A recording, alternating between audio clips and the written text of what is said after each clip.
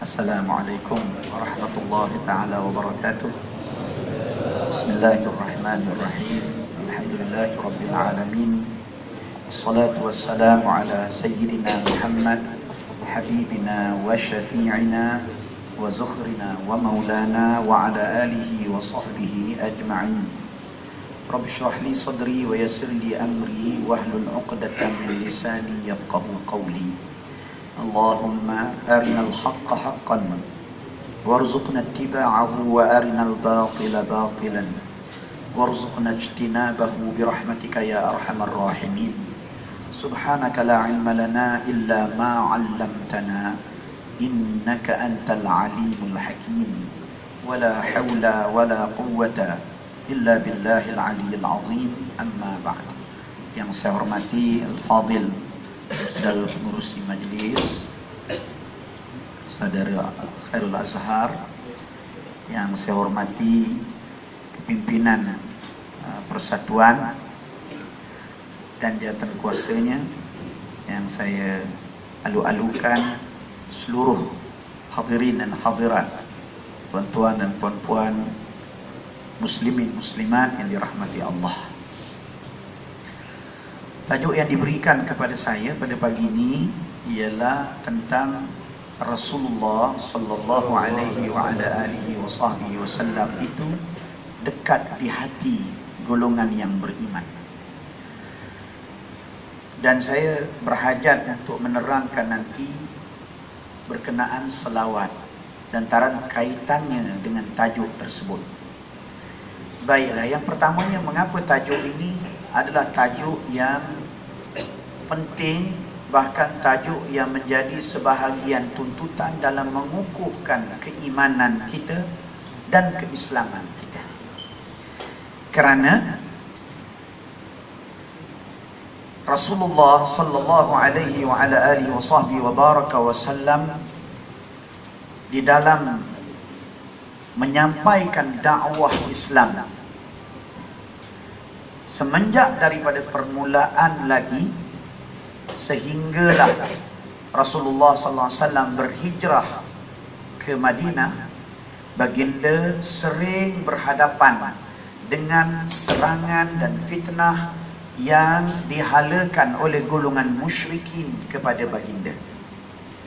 Oleh itu, golongan musyrikin yang sebahagian besarnya daripada kalangan sepupu sepapat baginda itu tidak mempunyai perasaan hormat kepada baginda, tidak mempunyai perasaan kasih, jauh sekali mengagung dan memuliakan baginda selaku manusia yang istimewa, manusia yang dipilih Allah untuk menjadi rasulnya sallallahu alaihi wa ala alihi wa sahbihi wa baraka wasallam, dan manusia yang dipilih menjadi kekasihnya. Akan tetapi ini tidak ada di dalam perasaan golongan musyrikin.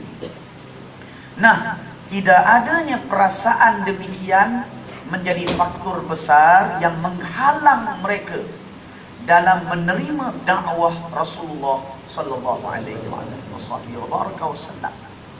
Sepatutnya mereka sebagai kaum kerabat baginda, sepupu sepapat baginda, yang mendiami kota Makkah, yang mengetahui kemuliaan akhlak baginda, yang menyedari akan kesempurnaan fizikal baginda, yang mengetahui bagaimana baginda sallallahu alaihi wa ala alihi wa baraka wasallam merupakan kesayangan kepada bapa saudaranya dan nendanya sebelum itu, yang mengetahui bagaimana baginda itu seorang anak yatim yang memerlukan kasih sayang daripada kaum keluarganya.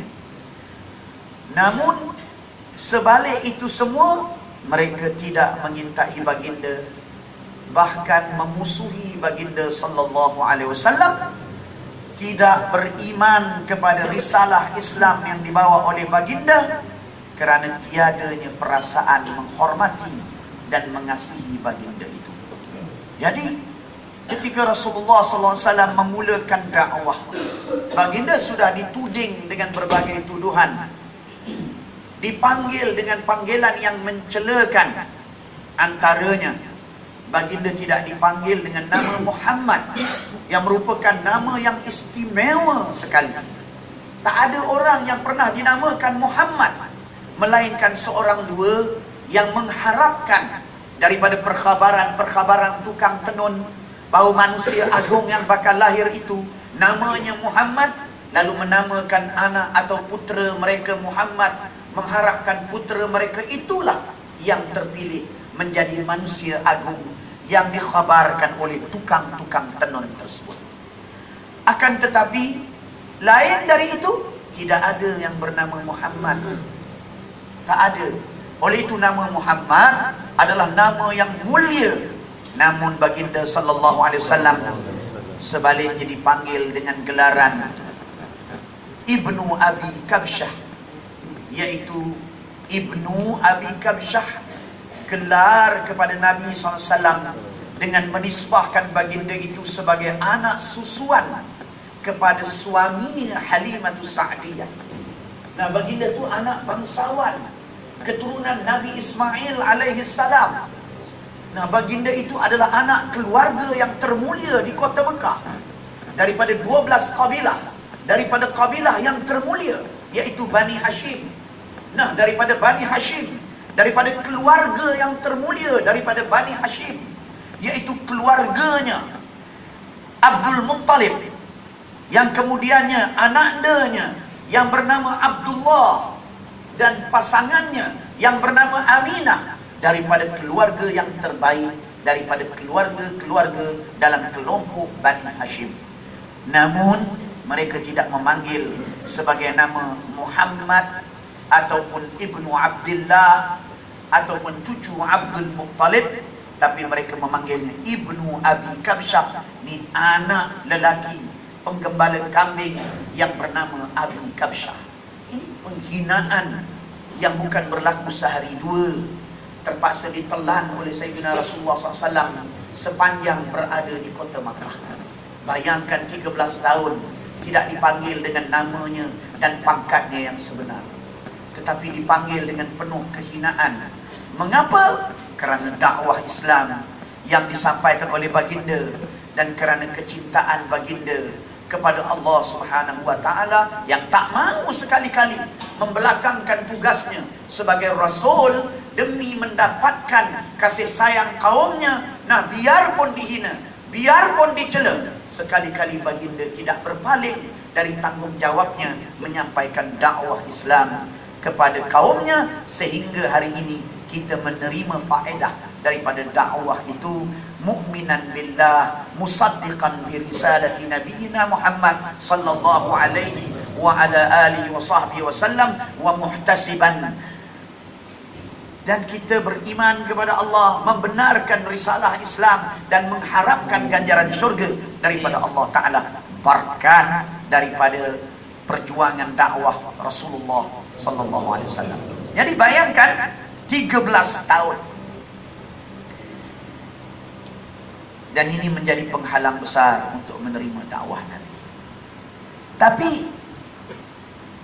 di kalangan mereka ada yang beriman.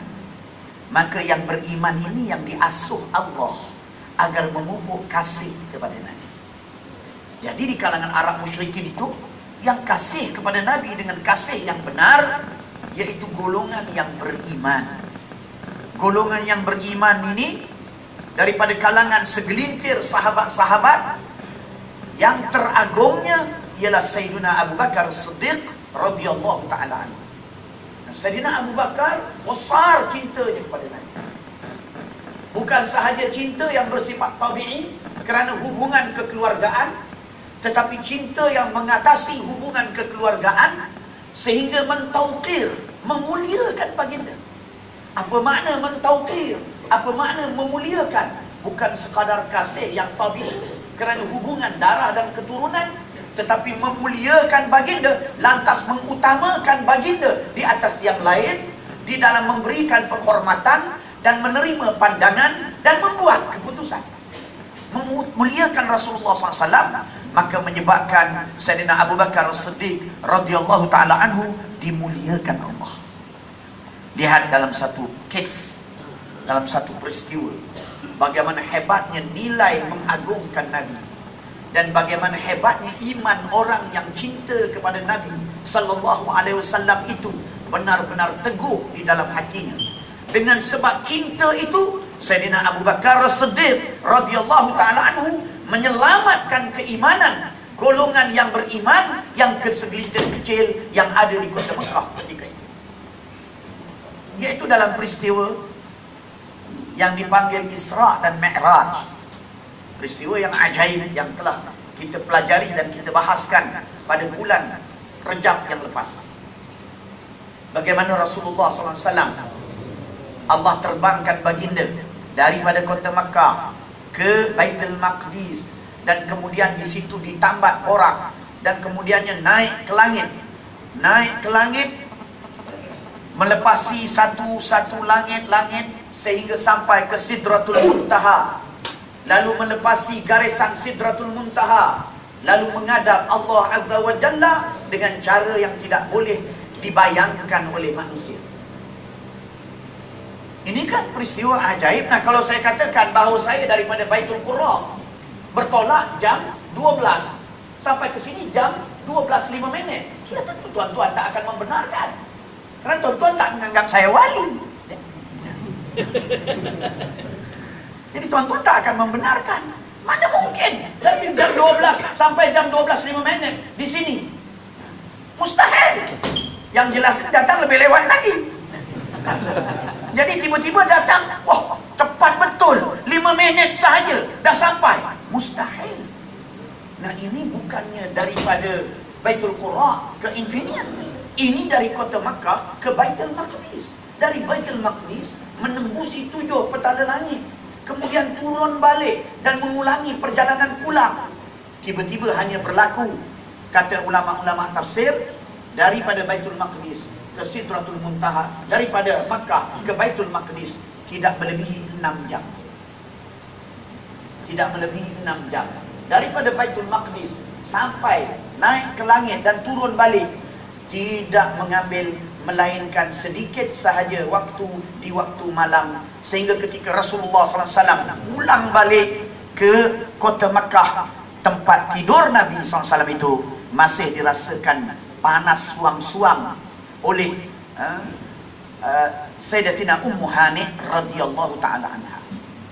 Jadi memang kalau bukan dengan berbekalkan pertama keimanan kepada Allah, dan berbekalkan yang keduanya kerana kecintaan kepada Nabi SAW, lalu membenarkan segala perkataan baginda, dan ta'assub begini kepada Rasulullah SAW adalah wajib, tidak dibenarkan kepada yang lain, tetapi kepada baginda adalah wajib dan rukun daripada rukun kesempurnaan iman itu. Jadi Rasulullah SAW memberitahu kepada penduduk Mekah, aku telah berisra dan aku kembali dalam tempoh yang singkat. Nah, tengok jawapan penduduk Mekah, semuanya menafikan. Tetapi bila ditanya kepada Abu Bakar As-Siddiq radhiyallahu ta'ala anhu, lihat bentuk jawapannya yang ajaib. Jadi penduduk Mekah sudah berjaya meragukan beberapa golongan yang beriman, sehingga ada disebut di dalam riwayat sirah, ada antara mereka yang telah berpaling dan menjadi murtad. Oh, ini berat. Beriman tapi tak cinta pada Nabi. Beriman tetapi tidak mengagungkan Nabi. Beriman tetapi tidak memuliakan Nabi. Kesannya berat. Sehingga bila datang suatu perintah atau suatu perkhabaran yang tak mampu dicapai oleh akal, mereka mendahulukan nafsu mereka. Mereka mengutamakan fikiran mereka.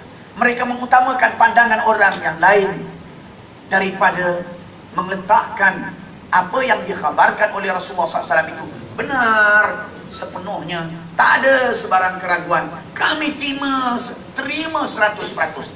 Tapi kerana tak ada cinta, sekadar iman, maka pada ketika itu sebahagiannya ada yang menjadi murtad. Lalu mereka ingin mencoba-coba Sayyidina Abu Bakar As-Siddiq radhiyallahu ta'ala. Boleh jadi kali ini mereka berjaya menumbangkan Sayyidina Abu Bakar, meragukan beliau.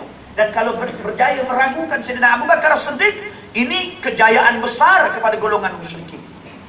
Karena Sayyidina Abu Bakar As-Siddiq radhiyallahu ta'ala anhu itu terkenal di antara keturunan yang sangat mulia nasabnya di kalangan penduduk Makkah.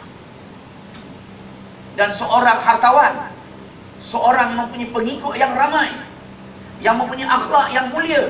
Kalaulah orang seperti Abu Bakar menjadi murtad, hasya lillah, maka ini akan menyebabkan ramai lagi yang akan meninggalkan dakwah Rasulullah SAW. Kita perlu faham orang-orang Arab ini sifatnya walaupun musyrik, menghormati orang yang baik secara tabi'i. Menghormati orang yang baik secara tabi'i. Kalau kita lihat dalam sejarah Arab Makkah, yang membawa masuk batu berhala itu untuk menjadi sembahan pertama di kalangan musyrikin, kali pertama yang membawa masuk itu yaitu Amr bin Luhai. Amr bin Luhai ini, mengapa orang percaya sama dia? Kerana dia seorang yang sangat soleh di kalangan orang-orang Arab. Dianggap orang yang sangat mulia, akhlaknya sangat baik, orang yang lurus perjalanan hidupnya.